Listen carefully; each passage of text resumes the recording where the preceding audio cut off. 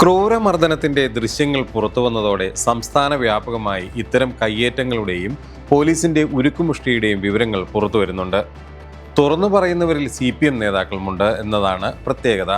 CPMൽ ഇത് പതിവുള്ള കാര്യമല്ല. എന്നാൽ CPM നേതാക്കൾ പോലും പോലീസ് സ്റ്റേഷനുകളിൽ അപമാനിക്കപ്പെടുന്നുണ്ട് എന്നതിൻ്റെ സൂചനയാണ് ഈ പതിവില്ലാത്ത തുറന്നു പറച്ചിൽ. ആഭ്യന്തര വകുപ്പിനും പോലീസിനുമെതിരെ CPMനുള്ളിൽ വിമർശനമുയരുന്നത് ഇതാദ്യമല്ല. സമ്മേളന കാലത്ത് ഇത്തരം വിമർശനങ്ങൾ ഏറെ ഉയർന്നിരുന്നു. ആദ്യം നടന്ന ജില്ലാ സമ്മേളനങ്ങളിൽ മുഖ്യമന്ത്രി പിണറായി വിജയൻ പങ്കെടുത്തിരുന്നില്ല. ഈ സമ്മേളനങ്ങളിലെല്ലാം പോലീസിനും ആഭ്യന്തര വകുപ്പിനുമെതിരെ വലിയ വിമർശനമാണ് ഉയർന്നത്. എന്നാൽ മുഖ്യമന്ത്രി ജില്ലാ സമ്മേളനങ്ങളിൽ മുഴുവൻ സമയവും പങ്കെടുക്കാൻ തുടങ്ങിയതോടെ ഈ വിമർശനങ്ങളുടെ ശക്തി കുറഞ്ഞു.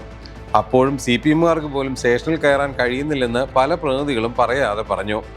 ഉയരാൻ സാധ്യതയുണ്ടായിരുന്ന വിമർശനങ്ങൾ അന്ന് വെട്ടിനിരത്തിയതിൻ്റെ പ്രതിഫലനമായിട്ടാണ് ഇപ്പോൾ അവസരം ലഭിച്ചപ്പോൾ പുറത്തേക്ക് വരുന്നത്. Kollam Nedumpana north CPM local secretary സജീവന്റെ തുറന്നു പറച്ചിലിൽ അനുഭവിച്ച അപമാനത്തിന്റെ വൈകാരികത മുഴുവനുമുണ്ട്. ഒരു കേസിന്റെ മധ്യസ്ഥതയുമായി ബന്ധപ്പെട്ട് എത്തിയപ്പോൾ SHO കഴുത്തിൽ കുത്തിപ്പിടിച്ചു എന്നാണ് സജീവ് എഴുതിയത്.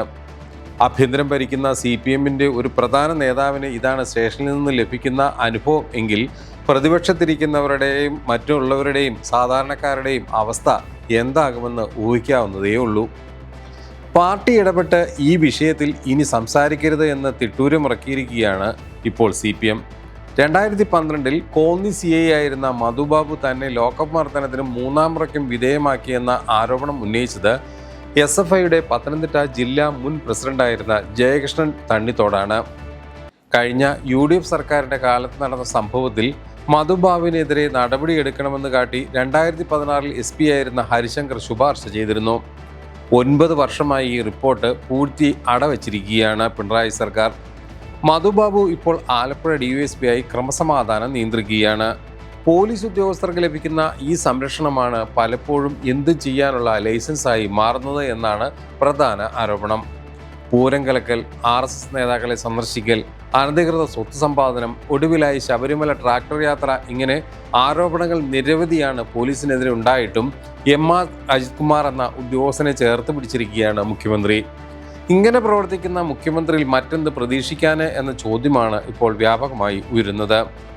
യൂത്ത് കോൺഗ്രസ്സുകാരനായ സുജിത്തിനെ തല്ലി ചതച്ച ഉദ്യോഗസ്ഥരെ വർഷങ്ങളോളം സംരക്ഷിക്കുകയായിരുന്നു. ദൃശ്യങ്ങൾ പുറത്തു വരികയും പൊതുസമൂഹം എതിരാവുകയും ചെയ്തതോടെയാണ് സസ്പെൻഷൻ എന്ന ചെറിയ നടപടിയെങ്കിലും എടുത്തത്. ഇതുതന്നെയാണ് പിണറായി സർക്കാരിൻ്റെ പതിവ് ശൈലി. പോലീസിന് മേൽ പിണറായി സർക്കാരിൻ്റെ പിടിയില്ലെന്ന ആരോപണം പലപ്പോഴായി ഉയർന്നിട്ടുണ്ട്. പൊളിറ്റിക്കൽ സെക്രട്ടറി സ്ഥാനത്തേക്ക് P ശശിയെ കൊണ്ടുവന്നത് ഇത് പരിഹരിക്കാനായിരുന്നു.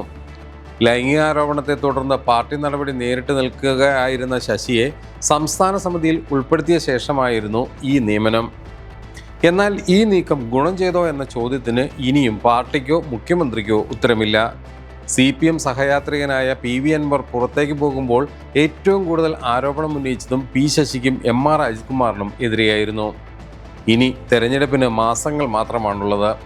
അതിനിടയിൽ പോലീസിനെതിരെ നിരന്തരമായി ഉയരുന്ന ആരോപണങ്ങൾക്ക് ശക്തമായ നടപടി സ്വീകരിക്കാതെ മുന്നോട്ട് പോകാൻ കഴിയാത്ത അവസ്ഥയുമുണ്ട്. അതുകൊണ്ട് തന്നെ മുഖ്യമന്ത്രിയുടെ മൗനമെന്ന പതിവ് രീതി മതിയാകില്ല എന്നത് ഏകദേശം ഉറപ്പായിട്ടുണ്ട്.